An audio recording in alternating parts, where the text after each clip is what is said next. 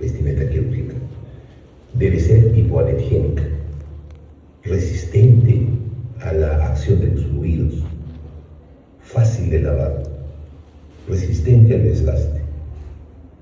Debe tener un color claro para reducir la brillantez que ésta se produce con las luces de la cialítica. Debe ser capaz de quitarse y ponerse fácilmente.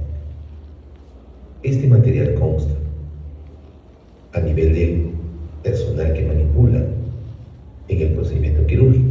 Tenemos la chaqueta, el pantalón, la prenda de cabeza, es el gorro, donde se puede ver dos tipos de gorro, ¿no? Un gorro para pelo frondoso o para pelo corto. Lo ideal es que el pelo esté dentro del gorro. Asimismo, tenemos la mascarilla, que como ven ustedes es de diferentes tipos, formas y calidades. En cuanto a las botas, que son aquellas que van a proteger para que los zapatos no contaminen los ambientes de esas operaciones, esto puede ser de tela o puede ser también descartables.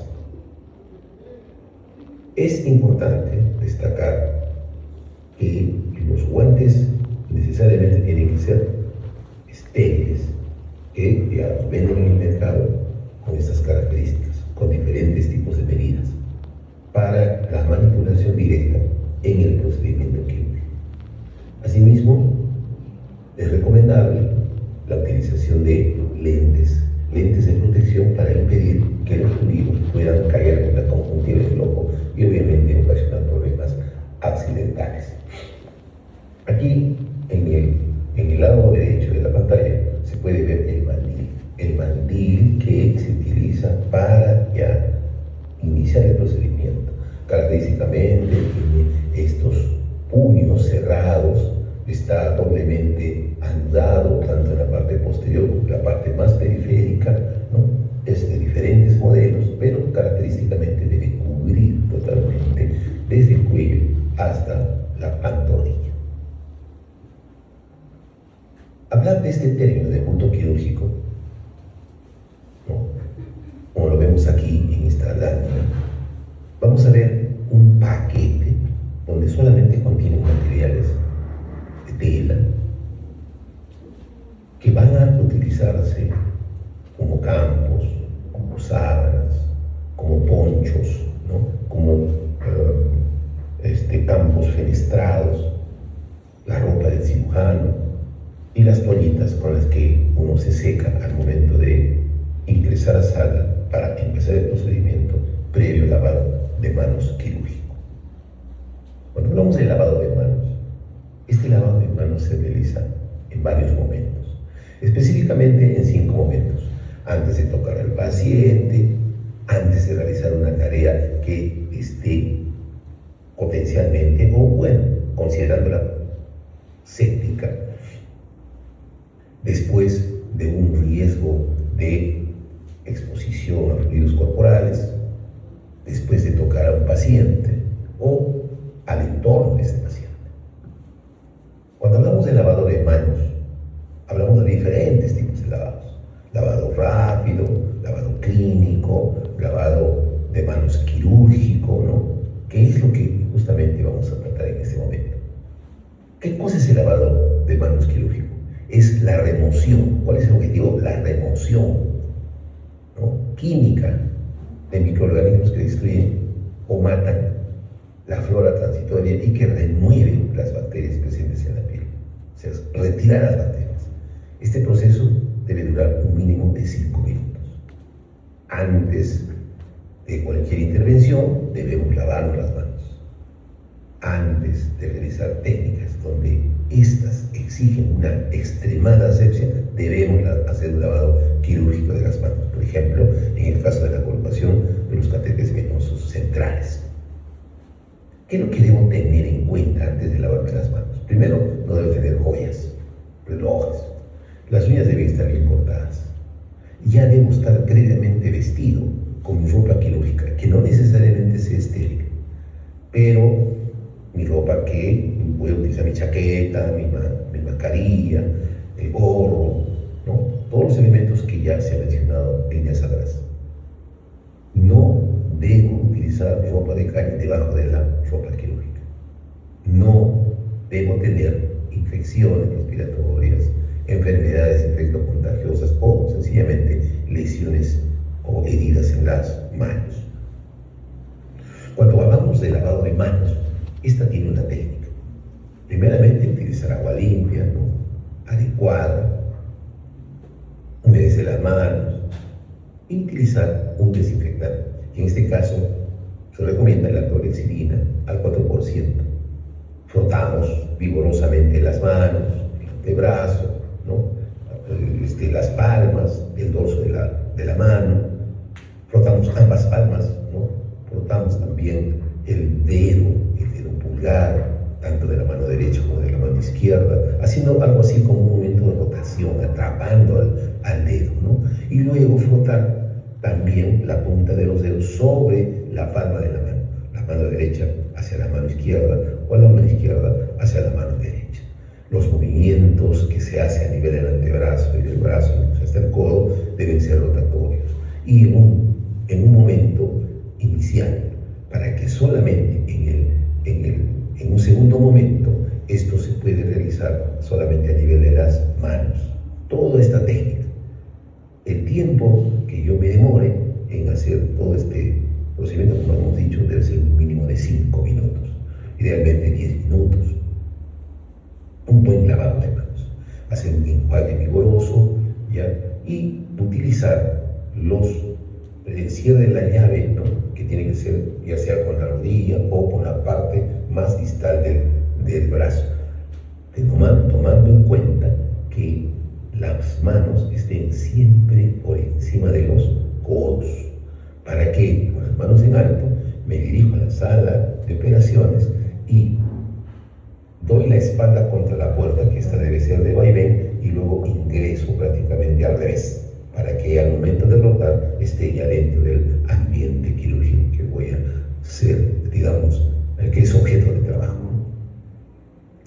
Este lavado de manos es importante porque tiene relación con algo que es necesario, imprescindible dentro de la sala de operaciones, que viene a ser la asepsia. ¿Qué es la asepsia? La asepsia no es más que el conjunto de maniobras y procedimientos destinados a eliminar los gérmenes, puesto que etimológicamente la palabra asepsia viene del prefijo a, que significa ausencia o falta de, y sepsis, que significa infección o contaminación. Entonces, el hecho de sacar esos elementos contaminantes, llámese esas bacterias, esas estructuras que se encuentran sobre la piel, consideramos como asepsia. Cuando hablamos de asepsia, a manera didáctica, podemos considerar 3 aspectos, como es la esterilización, que tiene relación con el procedimiento de asepsia en el instrumental quirúrgico; la antisepsia, aquella que se realiza pero ya a nivel de los tejidos vivos; y la desinfección, que es aquella que se utiliza en el mobiliario. Cuando hablamos de esterilización, hablamos de la eliminación de los gérmenes, la eliminación de los gérmenes que se encuentran encima de ¿quién? De las pinzas, de los separadores, o sea, de todos esos elementos, que son inanimados, y que lo podemos hacer de diferentes formas: a través del calor, que puede ser húmedo o seco, o a través de gases. Estos gases, tenemos los gases de formaldehído, del peróxido de hidrógeno, del óxido de etileno. Y lo pongo en rojo, ¿por qué? Porque este peróxido de hidrógeno es una sustancia irritante, es una sustancia cancerígena y que debe ser solo manipulado por personal experimentado en este tipo de esterilización. Otra forma de esterilización son las radiaciones ionizantes, entre ellos los rayos gamma. Dentro de estos instrumentos, de estos equipos, ahí tenemos el pupinel, donde se utiliza este óxido de etileno, que, como lo vuelvo a marcar con este color rojo, es solamente para personas que conocen o manipulan ya experimentalmente esto, Tenemos aquí un modelo de estufa, a calor seco, que generalmente es algo así como un horno, que también se utiliza para este tipo de limpieza o de esterilización. En cuanto a la antisepsia, ¿qué cosa es la antisepsia? Es la aplicación de una sustancia, ¿no?, a nivel de la piel, a nivel de las mucosas, ¿no?, y que disminuye la concentración bacteriana. Y esto se utiliza antes de hacer un procedimiento invasivo, colocación de una sonda, etc., ¿no?, o de lo contrario, de un procedimiento quirúrgico. La amplitud y la extensión de esta asepsia depende de la región anatómica, ¿no? O sea, aplicamos un antiséptico para mejorar, ¿no?, la concentración, o sea, para disminuir la concentración de las bacterias. Y como antisépticos tenemos, por ejemplo, para el lavado de manos, la solución japonesa de ionopovidona, que antes se usaba con mucha frecuencia, pero que hoy se utiliza la clorhexidina al 4%.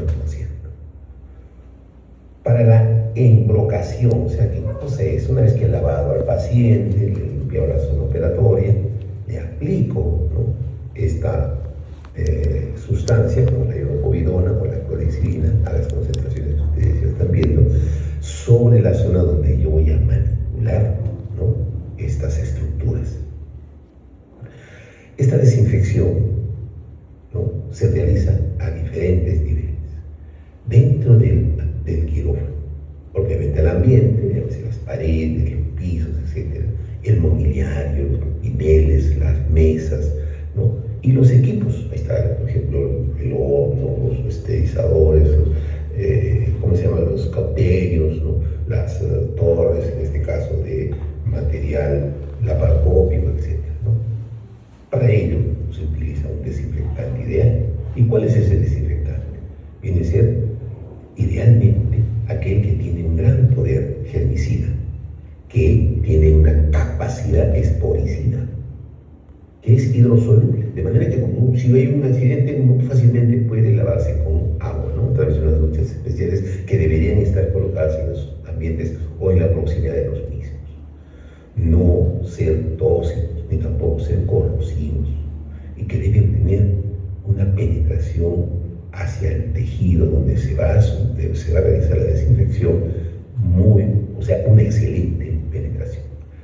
Asimismo, dentro de los costos, no diré que deben ser baratos, sino deben tener un costo razonable que esté en relación con el beneficio del mismo, o sea, ser económico.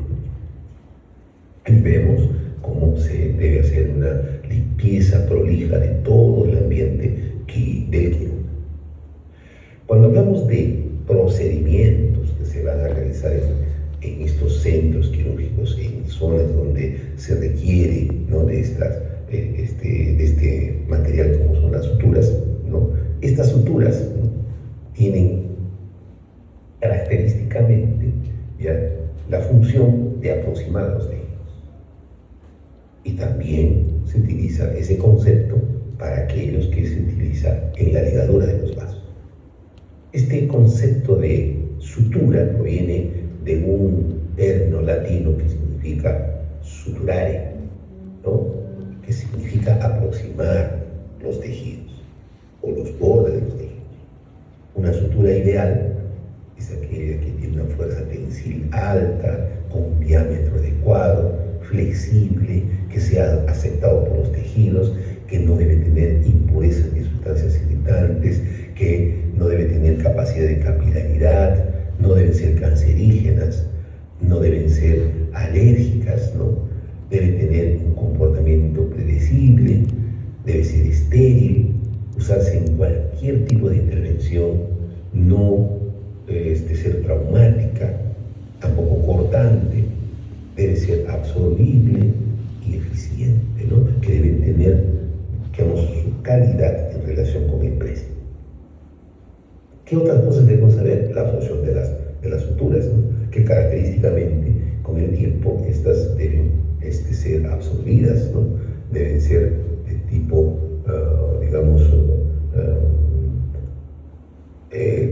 deben desaparecer, ¿no?, por acción enzimática o por acción hidrolítica. Debe tener una adecuada fuerza tensil para mantener mantener esos bordes, ¿no?, de aproximación. También consideramos como sutura a las ligaduras, ¿no?, a las estructuras que se utilizan para ligar los vasos. Dentro de todo este proceso, debo preparar la zona donde voy a trabajar. Esa zona que voy a trabajar requiere de una limpieza antes de utilizar la anestesia local. Debo utilizar también paños que me sirven para aislar el ambiente, o sea, para colocar esos campos, ¿no? Y luego procedo a hacer el procedimiento, ya sea retirada del cuerpo extraño, hacer una limpieza quirúrgica, etcétera, ¿no? Tengo que hacer una adecuada limpieza de la herida operatoria, de la zona en que estoy trabajando, y que debo facilitar también, obviamente, la remoción de esos tejidos contundidos, desvitalizados, o sea, para hacer propiamente el procedimiento que requiere este cambio quirúrgico. Si yo necesito hacer una sutura, requiero de una aguja, requiero de un elemento que me permita, ¿no?, utilizar esta aguja, intervenir con la aguja sobre un tejido, y para ello necesito un portaagujas. Una vez hecho el nudo respectivo, he aproximado los bordes, tengo que utilizar una tijera para su corte. Sin embargo, modernamente tenemos ahora un sistema de grapas que me permite rápidamente realizar ese afrontamiento y que minimiza sobre todo el tiempo operatorio. Este material también se involucra dentro de los hilos, y estos generalmente, bueno, hoy, en este tiempo, son todos sellados, y que ya las industrias propias del ramo se encargan de empaquetar y dar las características propias en cada uno de los sobres que los expenden, ¿no? Antes se preparaban en los centros de preparación de material, pero debido a accidentes, a contaminaciones, esto ha quedado descartado, de manera que hoy solamente se utiliza estos sobres conteniendo el material de sutura con las medidas y las características propias de las agujas. Cuando hablamos de la sutura, hablamos del hilo, y este hilo es de diferente tipo, de diferente, características, y esto depende de quién, ya sea del origen, de dónde viene, ya sea natural o sintético, según la cantidad de monofilamentos que tiene, ya sea monofilamentos o bien multifilamentos, y según sus propiedades, ya sean absorbibles o no absorbibles. Cuando hablamos de las absorbibles, estas pueden ser de origen animal o de origen sintético. Origen animal conocidísimo, que es el catwood, y que este catwood, debido a una serie de procesos, ha sido cambiado, ha sido modificado para mejorar su capacidad tensil, ¿no? Como por ejemplo tenemos el catwood simple o el catwood crónico. Sin embargo, es de mayor uso hoy el sintético, donde se utiliza el ácido polglicólico, por ejemplo, en el caso del Dexon, o el poliglactín, ¿no?, que es el Vicryl. Y hoy también de mucho uso es el PDS. Y los no absorbibles, que también son naturales o sintéticos. Naturales como la seda, conocida anteriormente, el lino, el algodón, etcétera, que son naturales y que se utilizan también con relativa frecuencia, ¿no? Y los sintéticos, entre ellos el nylon, el polipropileno, el acero, ¿no?, para la utilización de las suturas que son, por ejemplo, el afrontamiento torácico, ¿no?, el poliéster y otras sustancias que, como ven ustedes acá, característicamente se encuentran dentro de unos sobres que la industria especializada se encarga de proveer. Cuando hablamos de suturas, ya hemos hablado de los hilos, hemos hablado de los campos, hemos hablado de todos los prolegómenos que uno tiene que realizar antes de iniciar este procedimiento. Estas agujas que se utilizan están constituidas de 3 elementos fundamentalmente. El ojo, o es el lugar donde ingresa el hilo, ¿no?, el ensamble, también denominado así. Tenemos el cuerpo y tenemos la punta. El cuerpo varía, ya sea por diferentes tipos de cortes, ¿no?, tanto redondos, ovales, rectangulares, circulares, triangulares o trapezoidales, ¿no? Que significa cómo puedo expandir ese tejido que voy a afrontar en relación a la forma o sea, a las características propias del tejido, ¿no? ¿Qué formas tienen estas agujas en cuanto al cuerpo, ¿no? Esas pueden ser rectas, pueden ser curvas. Estas curvas es en relación con el círculo, un círculo de 360 grados, de los cuales tomamos 180 y sobre los cuales vamos a dividir en cuadrantes también, ¿no? Entonces decimos que tenemos curvas de un cuarto, 3/8, de media, ¿no? Medio círculo, ¿no? O 5/8 de círculo. Y también tenemos agujas especiales.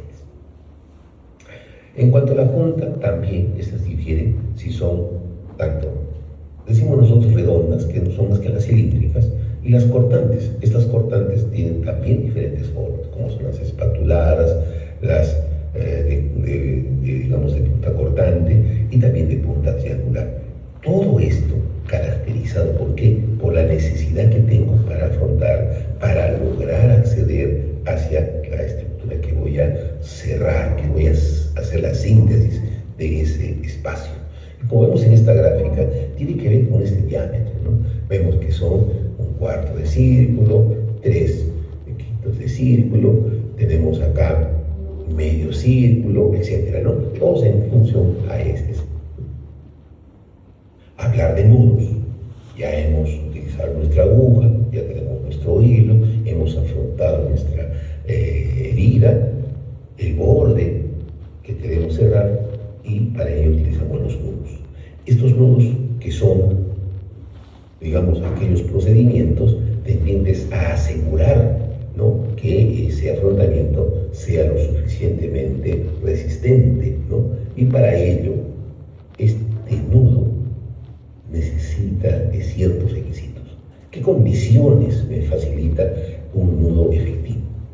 Primero, que se ajuste perfectamente a la superficie del tejido.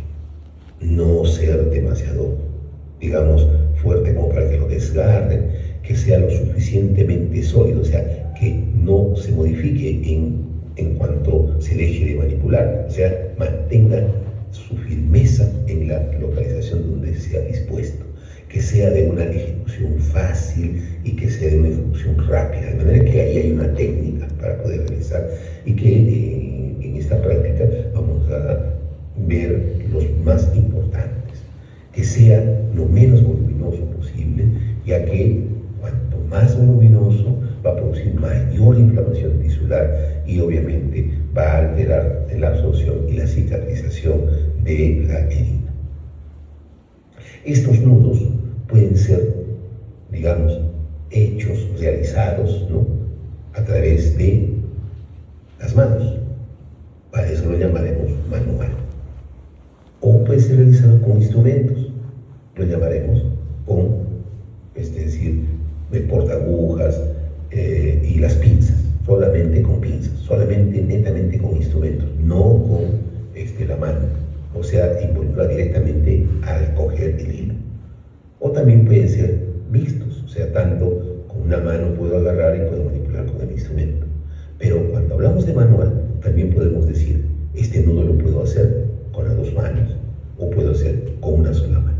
Como pueden ver ustedes, estas formas de, digamos, de afrontamiento y que este afrontamiento sea lo suficientemente estable, depende de este nudo, la técnica en que se haga el nudo. Bien, muchas gracias.